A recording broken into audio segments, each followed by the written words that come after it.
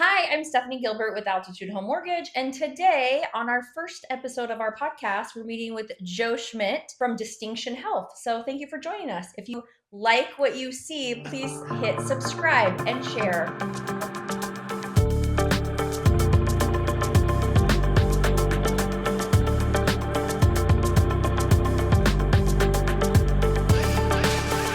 Joe, thank you for joining us Thank you, today. Steph. Tell me about you. Tell me about Mhm. Distinction Health. I will. So, yes, my name is Joe Schmidt. I'm a nurse practitioner by training. I started Distinction Health as a culmination of some things I saw in healthcare that just weren't going the right way. And also at the push of you and my lovely wife, Carla. Distinction Health is a hormone optimization clinic. We look at taking people's blood and analyzing it and looking at it from a very unique perspective to help people live a better life and feel better. So the other aspect of Distinction Health is it kind of goes outside the medical model, and we really focus on symptoms as opposed to diagnoses. So we look at, hey, especially in women, the perimenopausal stage is really complex, and there's lots of symptoms that are associated with that. So we really focus more on symptoms, which is very individual based, as opposed to this is your diagnosis, and here are the very specific meds or few meds that we use. So it's very personalized and individualized, sort of like a concierge type of medicine, which is pretty new to the West, but it's kind of gaining traction. So, Very cool. Do you work just with women, just with men, combination of both? great question. My friend Jamie Decker, who owns Top Deck Health in Billings, was kind of a mentor of mine. He actually said, no, you need to see both men and women.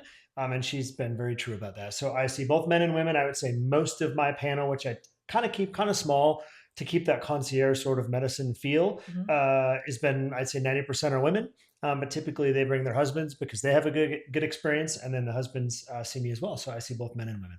Great. So Mhm. let's talk about the concierge type of service. Tell me more about that. Yeah. So concierge medicine is really focused on very close relationship between the patient and the provider. So at Distinction Health, when you call the office number, it's me literally answering the phone.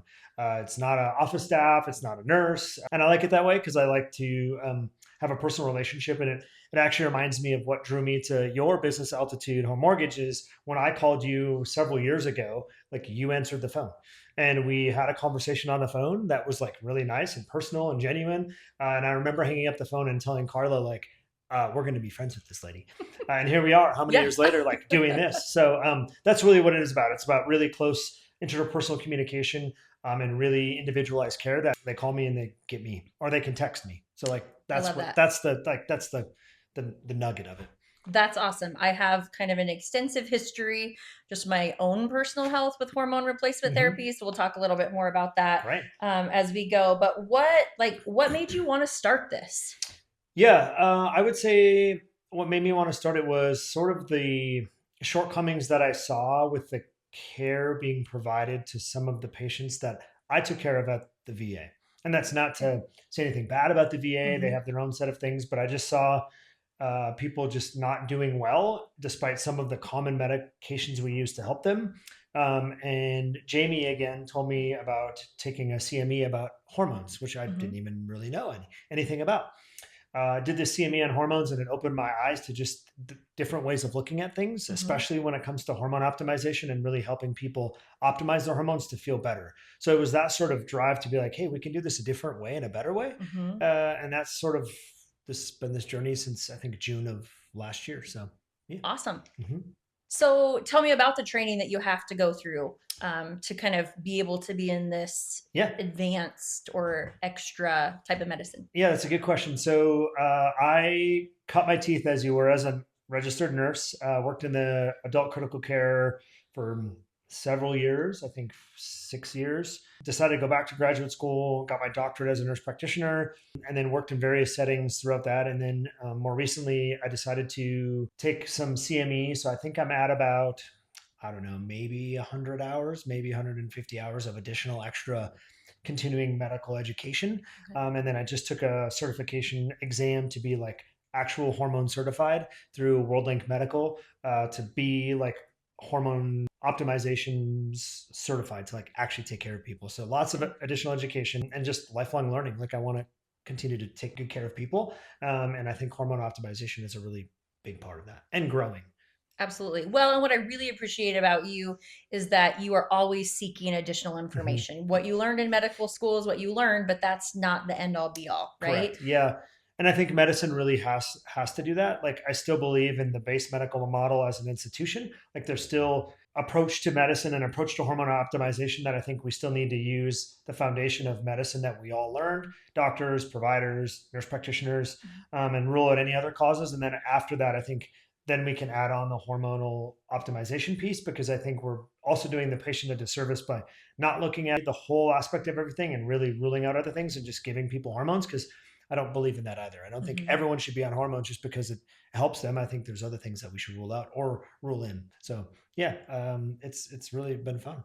Awesome. Yeah. Well, and I've heard you mention a couple of different times because obviously we're friends outside of this, but that you really manage to their symptoms, not just a blood panel. So Yes. I'm of the age of really kind of premenopausal. I am not premenopausal. I went through menopause at the age of 23, Hmm. but most of my friends are. Hmm. And so, can you speak to that a little bit more? Because I know that I've heard a lot of people in my age group very much say, like, well, I went to the doctor and they did my blood panel and everything was normal, but I Yeah. don't feel normal. Yeah. So traditional medicine, standardized medicine, we have kind of a set of labs or laboratory evaluation that we use, which is usually blood, serum blood that we draw. And we look at it and we look at a bunch of things, right? We look Mhm. at kidney function, we look at liver function, we look at thyroid function, all that stuff. And it can all be normal, but it doesn't mean you're optimized. So the difference is really delving into what are your symptoms? Like, what are you feeling? For Mhm. example, perimenopause. Hey, I'm having really bad vasomotor things. Like I wake up and I feel like I peed the bed because I sweat so much. No lab value is going to show us that. Mhm. But if you have really good clinical sense and really good relationship with your patient, you can start eliciting some of that information and be like, okay, you have some vasomotor symptoms, which is common in menopause.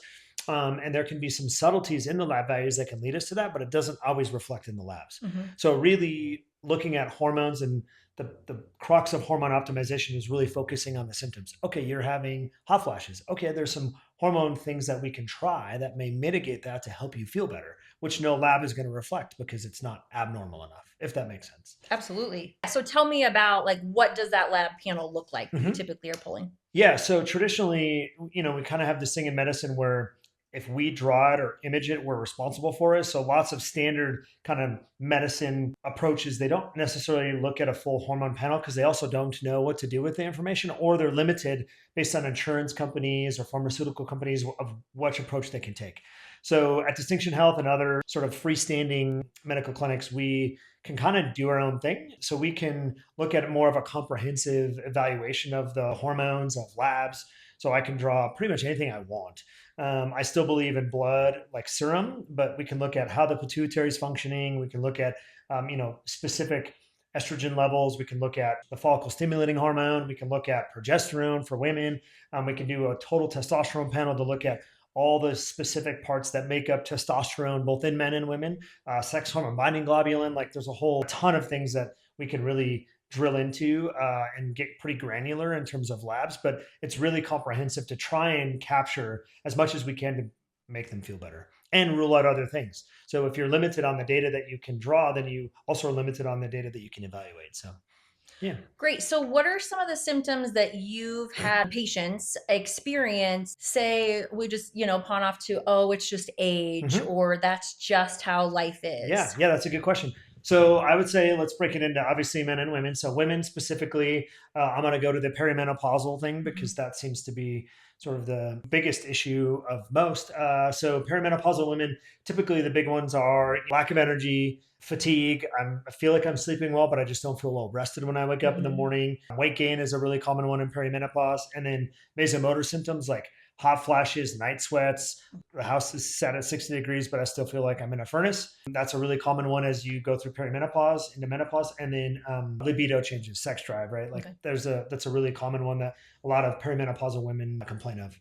On the flip side, men is pretty similar. Obviously, we don't have ovaries, so we don't have a lot of the vasomotor symptoms. Luckily, energy, lack of energy is a big one. Recovery in the gym, lean muscle mass, just can't put it on as readily as we could when we Mhm. were in our 20s.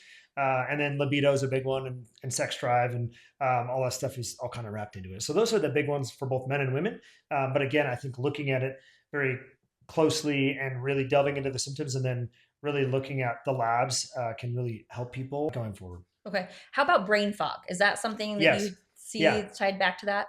Yeah, actually, that's a really good one. That's one I kind of forgot. Brain fog is a really common one, and we usually see it kind of in the morning tied with fatigue. But brain fog is really common, especially in the perimenopausal women, where they just feel like they're, not cognitively as sharp, or they have kind of a fog or something over them that they just don't think as clearly. And I've had great feedback from patients that, subtle tweaks in their hormones or starting hormones or optimizing their hormones has really helped pull that cloud of fog away and make them feel and think better, and cognitively they're much improved. So yeah, brain Okay. fog is a really another common, both men and women too, actually. Okay.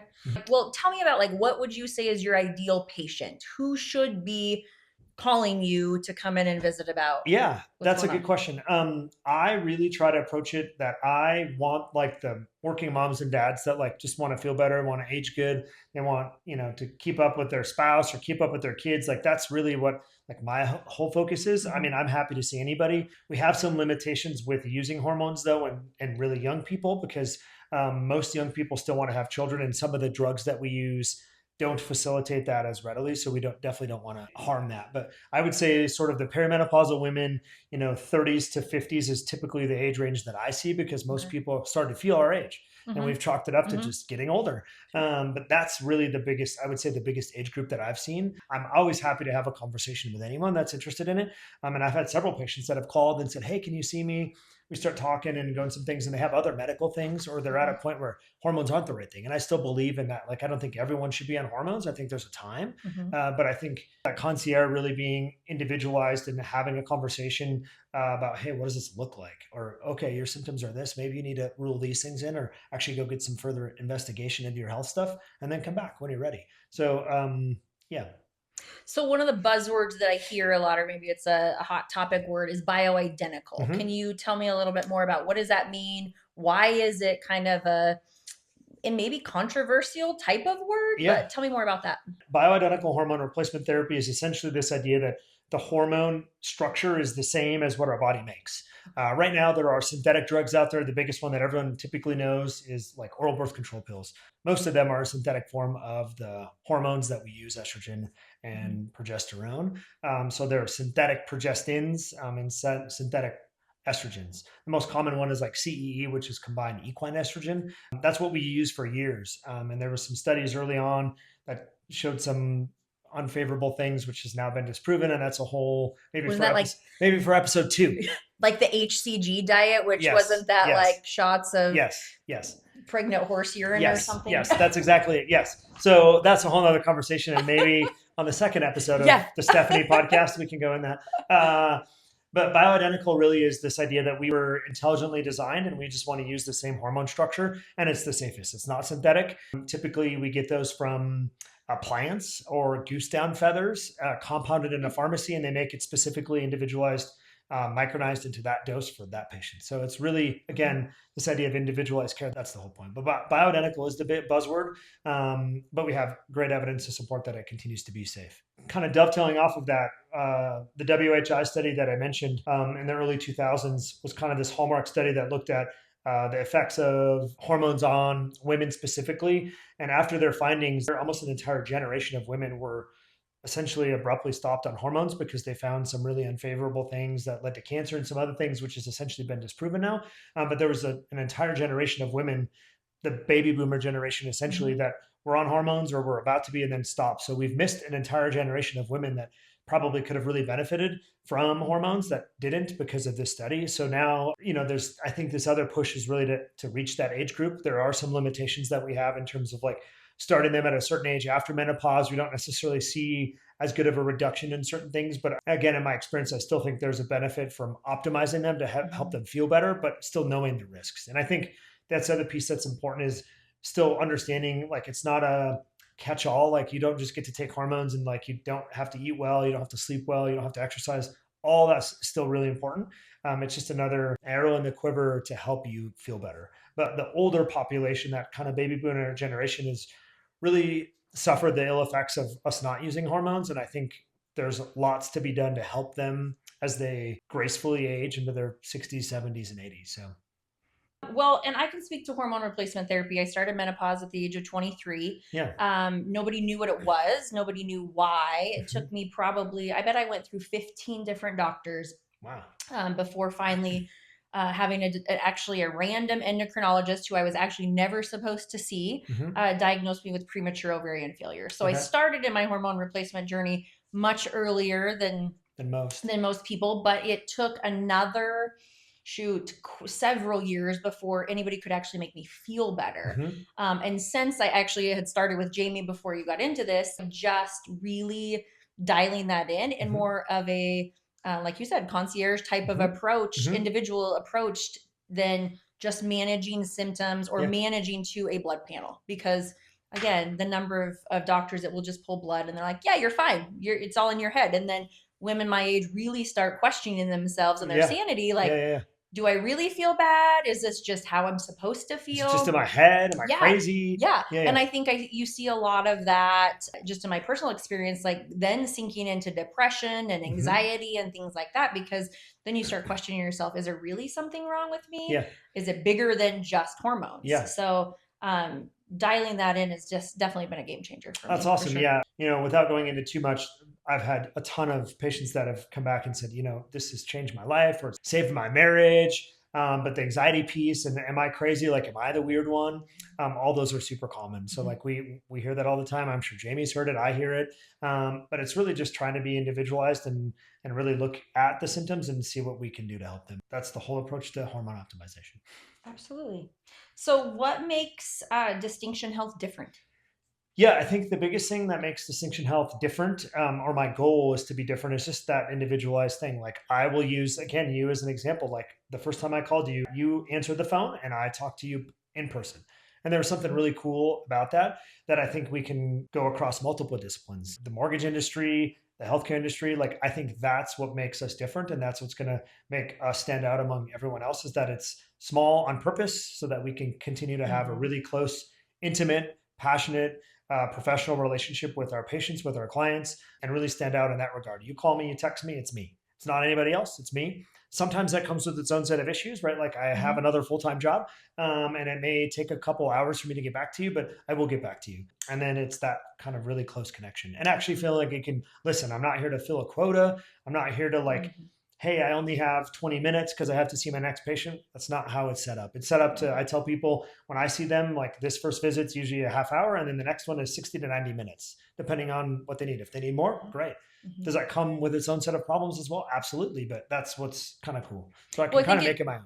it takes you from that corporate Mm-hmm. type of Yes. feeling to more of a local, small owned type of Yes, business. and very Yeah. personalized, very individualized. And the feedback is like, I actually feel like I was listened to, which Mm-hmm. is half of the battle. Yeah. I mean, I think 90% of the problems could be fixed without even medicine, but just like actually feeling like you're heard and listened. Mm-hmm. And like someone genuinely cares, like, oh yeah, and validating the feelings of whatever you're feeling, Right. and helping you navigate that. I think that's over half of medicine Oh, absolutely. and For probably sure. half of the mortgage industry too. Like I'm buying Mm-hmm. a house. I don't know what to do. This is super stressful. Like, what do I do?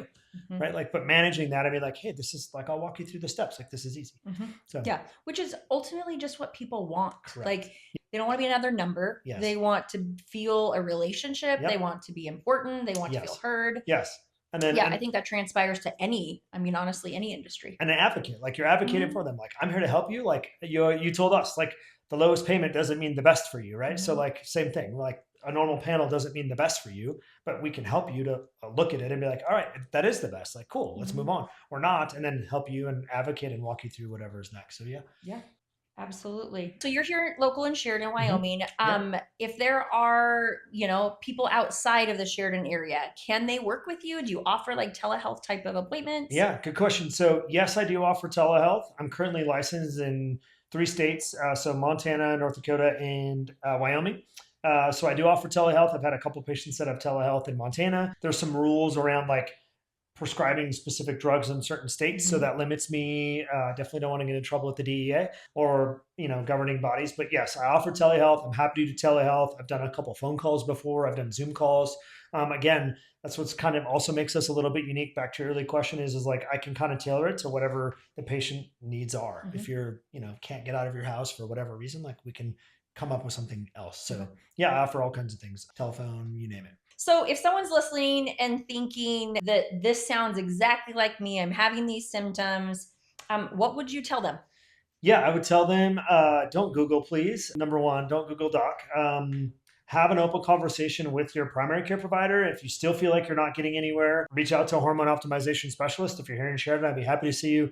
Distinctionhealth.com is probably the easiest way to get in touch with us. My number's on there. Appointment only is typically how I approach it. Continue to advocate for yourself. Like, you're not crazy. You're not the one that everyone's lying to. Like, there potentially is something wrong. So there's hormone optimization providers across the country and locally. Like I said, I'm here to see whoever wants to be seen and help. Don't give up, and still remember that you're your own advocate and that there is hopefully some help for anyone out there. So if somebody wanted to get a hold of you to kind of take those next steps, how do they do that? Yeah, so you can visit distinction-health.com. That's my website, a bunch of information on there. Also, you can call me or text me at 307-209-4631. All right. And they can also find you on Facebook right now. I'm still a little slow on the social media side. I'm still a little bit of an old school mentality. So I'm working on it at the very much push of my wife. So we're growing.